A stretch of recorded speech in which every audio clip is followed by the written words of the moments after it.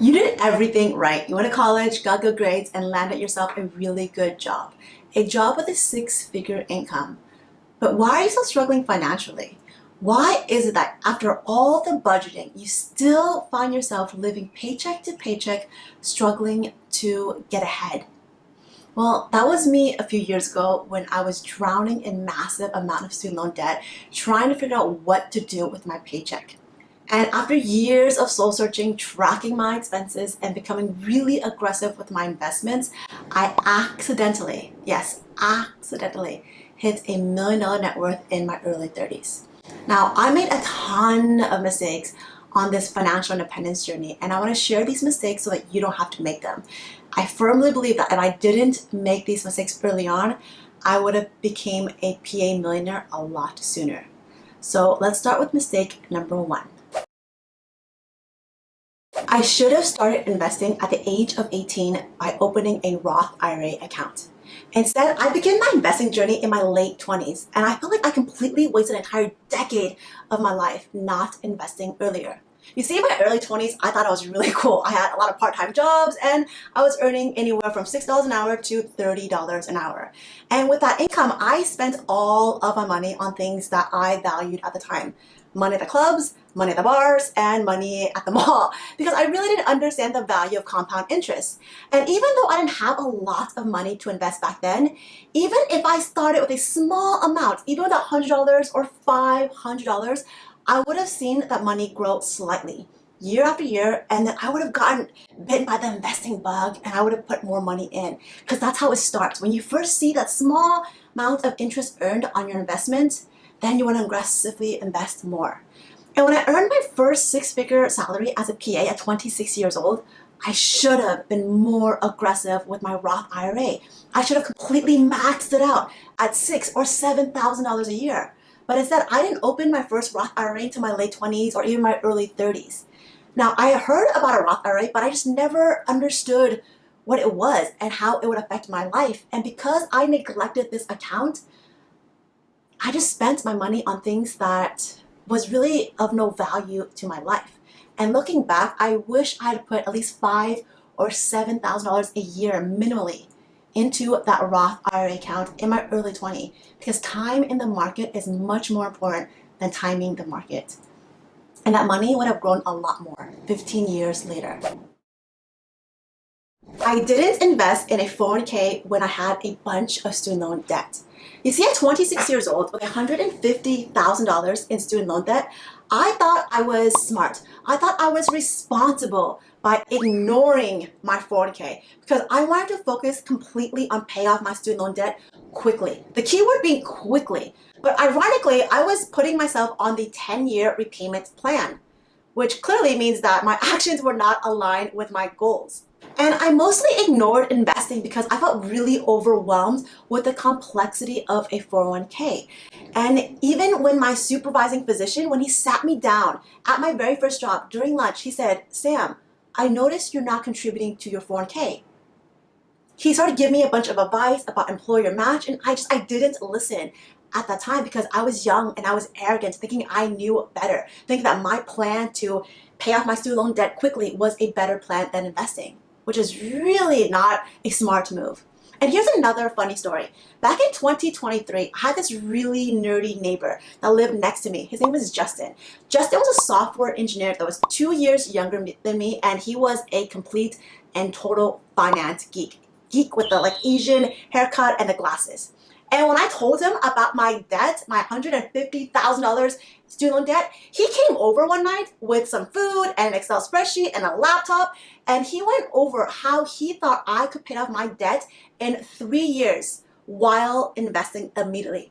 This was an intense session. He got this really big spreadsheet and had all these complex numbers, all these percentages, and he was speaking to me in a very foreign language.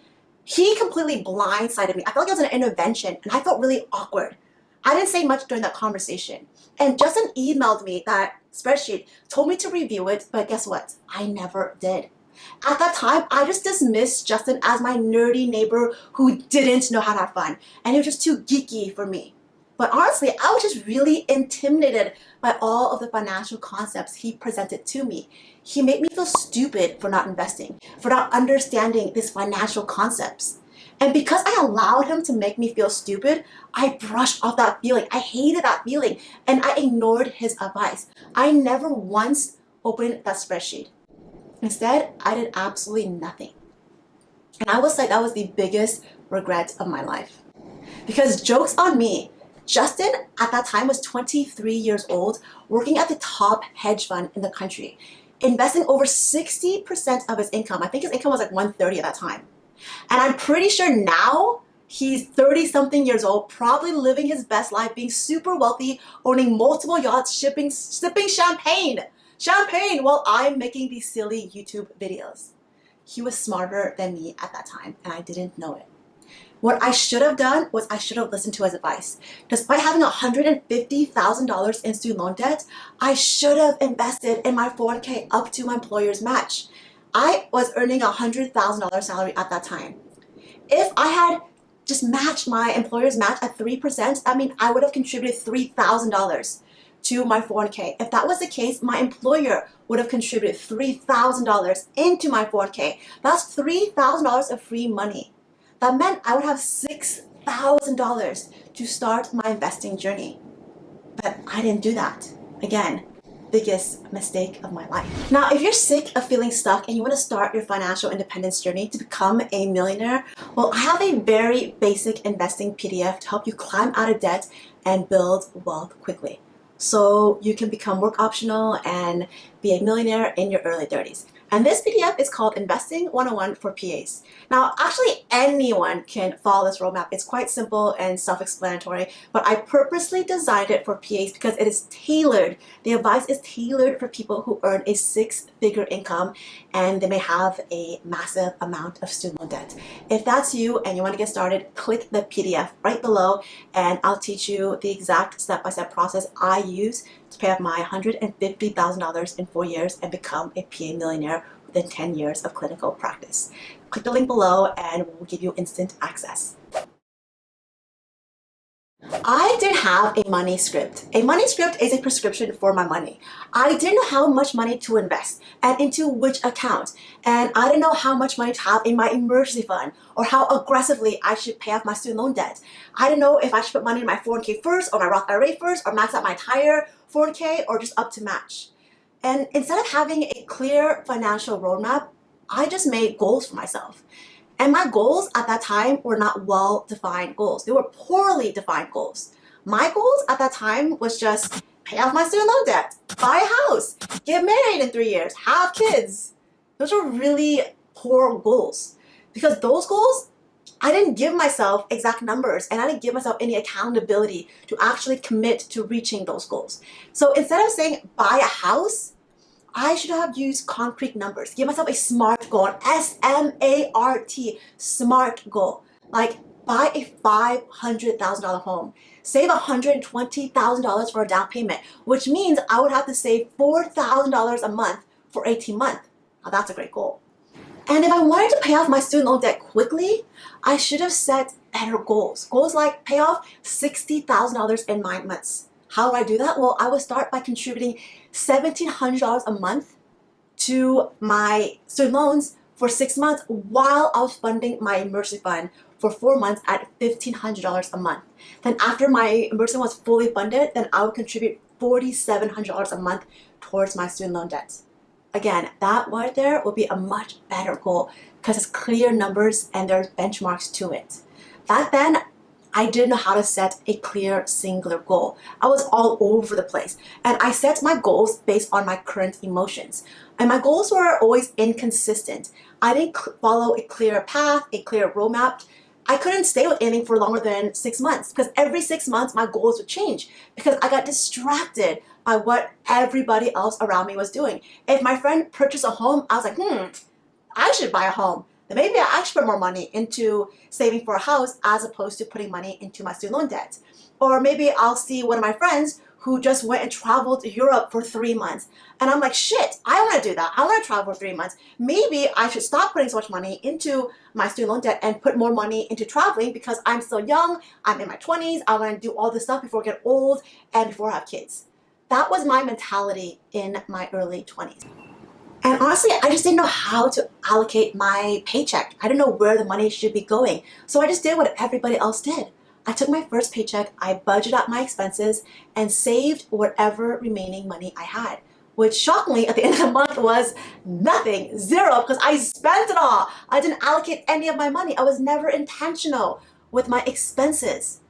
And if I had a clear money script, a clear prescription for how to reallocate my money, every single dollar, to meet my goals, I would be far richer than I am now.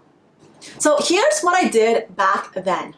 I went paycheck to expenses to investments. Now, looking back, I should have done this instead. Paycheck, investments, expenses. Do you see the difference? Tiny little tweak, but that would have made all of the difference. With my original method, I was paying my creditors first. Instead of putting money into my own pockets, paying my future self, future Sam, and helping myself retire early, what I did instead was I paid Volkswagen, I paid AT&T, I paid Whole Foods, I paid my landlord first. I was giving them my money before I was putting money into my own bank account. I was not investing in myself first. I was not putting myself first. And if I had known better back then, I would have done it this way. Paycheck, automate the money into my 401k, my Roth IRA, and my HSA. And then whatever money I had left, that was all I could spend for living expenses. That would mean that money will have to cover my groceries, my insurance, my car payments, my rent, etc. Self-education. I stopped investing in myself after PA school.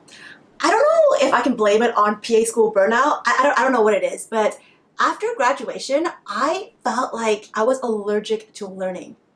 For 27 months, from 7 a.m. to 7 p.m., I spent hours in a classroom listening to lectures, learning, absorbing, and highlighting aggressively in my notes. It was utterly exhausting. And after I graduated, no one was there to force me to study. No one told me to learn these things. And because I didn't have professors, I didn't have any deadlines, I didn't do anything. I chilled. I chilled a lot. Even when I got bored of chilling, I was still chilling. Because the weird thing is I knew I wanted to grow. I knew I wanted to do something more than be a PA. But I couldn't figure out what exactly that was. So I did nothing, hoping something amazing would happen in my life, that someone would come along the way to give me a great job opportunity or to move me to a different country, or maybe I'll meet somebody super interesting in San Francisco to co-found a startup with. These were literally my thoughts. I don't know if you call it wishful thinking or naivety, but I just wish something would happen to my life. Instead, I wish I would have taken action instead. I wish I invested in myself early on, because now I realize that inspiration comes from learning. There are so many modalities to learning. It could be books, podcasts, YouTube, meetups, in-person conversations. I didn't do any of that stuff. Even though I was interested in real estate, even though I wanted to learn about crypto, I didn't do any of that stuff in my 20s.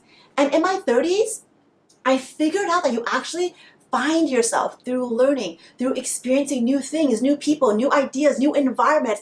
And that's how you create a new life, a new identity, which is getting out of your comfort zone and doing new things. But back then, I felt like I wasn't ready to invest in real estate. So I didn't want to learn about it, but I wish I did. I wish I took an hour out of my week to read about real estate investing. And I think I wanted to start by buying a course, because what happened was after I bought a $300 digital course, I was just fascinated with real estate, how I could retire with real estate.